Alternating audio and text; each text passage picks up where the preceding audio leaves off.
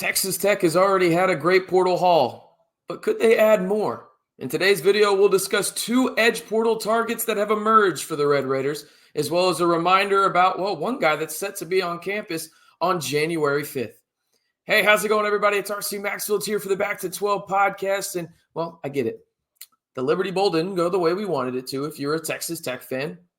It just didn't. Didn't play well. You're missing a lot of guys. So was Arkansas, but whatever. That's in the past now. Now we focus on 2025, and the Red Raiders have done a great job in the portal identifying a lot of deficiencies they had going into 2025 and hyper-aggressive targeting them in the portal. And if you're excited about that, just like I am, we're going to talk about 2 guys in this video today that I think would be phenomenal adds for the Red Raiders if they did commit to the Scarlet and Black. But if you're excited about Texas Tech leveling up when it comes to talent on the 2025 roster, but let's be real, leveling up with talent means expectations go up. But if you're excited about the 2025 season, and I guess we have to wait 9 months, just simply like the video. All right, quick reminder here. We're going to talk about 2 more guys in the video, but Texas Tech is set to host Tennessee defensive lineman Jayson Jenkins on January 5th. He was a rotational piece for the Volunteer defensive line, arguably the best defensive line in college football. Just bukus of talent there in Knoxville when it comes to the defensive line. He's got a bunch of other schools going after him, including Florida State, others, whatever, but he is scheduled to be on campus on January 5th. A reminder, the portal is closed, but that doesn't mean guys already in the portal can't go visit places and commit, okay? That's how it works. So let's jump into a name that is super interesting because of the latest ruling by the NCAA. Shout out to Diego Pavia at Vanderbilt, right? This is going to be known as his rule if it sticks long term, and that is Mo Westmoreland II, UTEP edge. He is 6'2", 250, and the reason I bring him up in terms of the Diego Pavia rule, the only reason he has 1 year of eligibility remaining is because of that JUCO ruling, in the sense of JUCO does not count towards your eligibility, at the D1 level. Now, Westmoreland is decorated. Let's just say that. Again, 1 year of eligibility remaining, but he's a 2-time first-team All-Conference USA selection and has had 82 tackles and 15.5 sacks the last 2 seasons out in El Paso.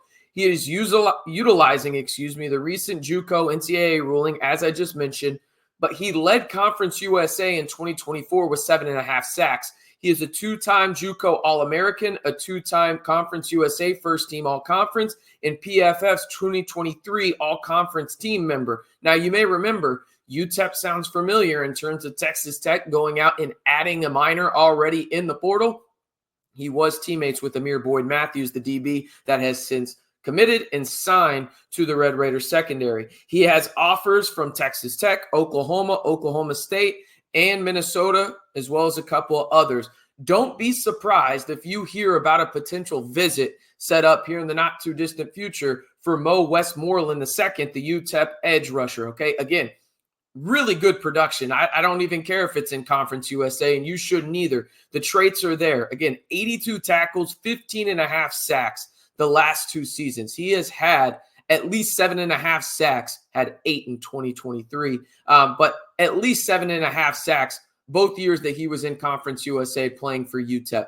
That's really, really good production, and he's a guy to monitor for the Red Raiders in the portal moving forward, specifically for a visit.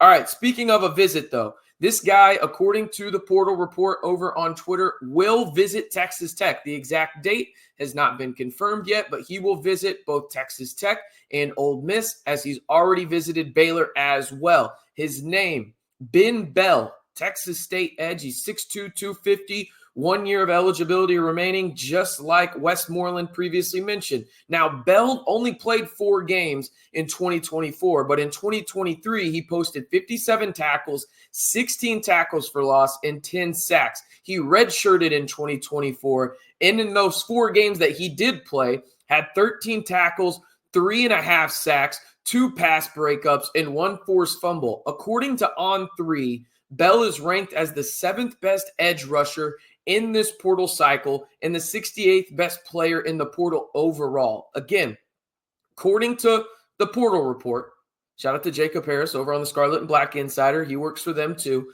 He's the one that put out that Bell is set to visit Texas Tech and Ole Miss. He has already visited Baylor and received an offer for them as well. Ben Bell at one point, according to On3, was viewed as the best edge rusher. Obviously, a lot of guys have since been added to the portal, since committed and signed elsewhere, but Ben is arguably one of the most highly coveted edge rushers at this current time in the portal. Now, you're going to see a lot of Texas State fans, if you go over to Twitter, say, oh, he quit on the team, this, that, and the other, whatever it may be. He only knows the reasons he played 4 games this year for Texas State. But when it comes down to on-the-field production, dude is a bona fide stud, okay? In the Sun Belt, again, in 2023, 57 tackles, 16 tackles for loss, and 10 sacks, 3.5 sacks in 4 games played in 2024. He is an instant impact guy, and really both of them would be in terms of the 2 edge rushers that we're talking about in today's video. Mo Westmoreland II and Ben Bell would both be instant impact guys in an area where, well, let's be honest. We understand that some guys were missing from the bowl game and some had been missing for long periods of time just due to injury, right? Like the edge group for Texas Tech this year was maybe the most injury-riddled position group that Texas Tech had. It felt like every other week there was a guy that was out for that game or potentially out for the year, right? So now you go out and you get potentially 2 experienced guys there in terms of targeting them in the portal, right? You target them. That's what you need. It allows those guys that are coming back from injuries, like a Dylan Spencer, for example, to come back, ease their way in, have guys that can be productive, surrounding that defensive line that you just spent a ton of money on in the portal, including the likes of Lee Hunter, who led the Big 12 in pressures this season with 27. Oh, and then you added the guy that finished 3rd in pressures in the Big 12 in 2024, and Anthony Holmes Jr., who is also coming from Houston to the 806 to play for his DC that he had in Houston in Shield Woods. So you can tell that just revamping the entire defense outside of really the linebacker group for Texas Tech was a huge, I can't say it enough, focal point for this team in the portal. You think about it, you add Romello Height as well on the edge. Now you could have potentially multiple of those guys added in the portal. Again, the 2 names to monitor right now for Texas Tech in terms of emerging interest for the Red Raiders. One will be on campus for a visit, not exactly sure when. The other one has received an offer and could be on campus as well in the not too distant future. We'll start with the one that has received an offer but has not had a solidified visit date yet, and that's Mo Westmoreland II from UTEP, the edge, 6'2", 1 year of eligibility left, and in 2 seasons at UTEP, he was a 2-time first-team All-Conference USA selection with 82 tackles and 15.5 sacks in 2 seasons with the Miners. The other is Ben Bell, Texas State edge. He is 6'2", 250, 1 year of eligibility remaining. He only played in 4 games in 2024, had 13 tackles, 3.5 sacks, but in 2023, he had 57 tackles, 16 tackles for loss, and 10 sacks for the Bobcats down in San Marcos. Now, I would be remiss not to mention before we head out of here, one more reminder. There will be a defensive lineman visiting for the Red Raiders. We know that for sure in terms of the solidified date. Will he make it to campus? Who knows? It's the portal, right?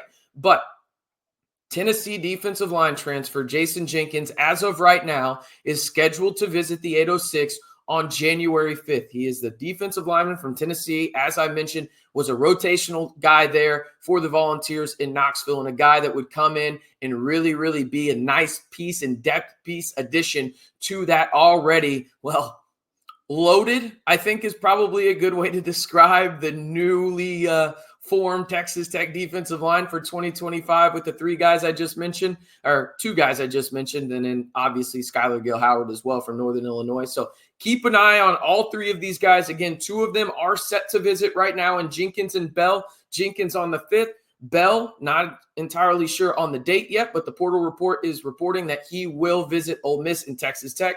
And then Mo Westmoreland II from UTEP has received an offer, and there's buzz there for the Red Raiders to potentially get him on campus as well. All right, that's going to do it for today's video. If you haven't already, be sure to like the video, hit that subscribe button, and turn on that notification bell. Well, because Football season may be over on the gridiron, but it's just starting on the recruiting trail and the portal cycle. And we've got spring football. We'll keep you up to date on everything, and it's 100% free. So if you want to be a part of the largest group of Texas Tech fans and the most interactive group of Texas Tech fans on YouTube, it's very easy to be a part of the Back to 12 squad. All you got to do is 3 simple steps. Like the video, hit that subscribe button, and turn on that notification bell.